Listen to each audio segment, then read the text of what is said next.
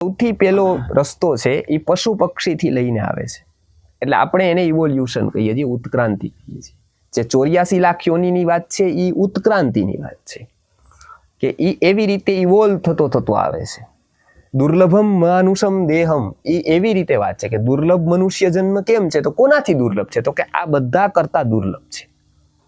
એ કયા સેન્સમાં કીધું છે કે દુર્લભ છે, તો કોના કરતા દુર્લભ છે, તો કે આ બધા કરતા દુર્લભ છે.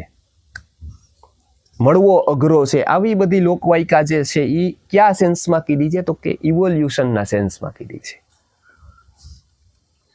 આ એક વાત છે, એ એક રીતે થાય છે. પછી કેવી રીતે થાય છે, તો કે પછી એકવાર મનુષ્ય જન્મ થાય છે પછી એને મન અને બુદ્ધિ સ્વતંત્ર મળે છે. પશુને પણ મન છે, પરંતુ એની સ્થૂળ સ્મૃતિ છે. લાંબો સમય પશુ યાદ નથી રાખતું.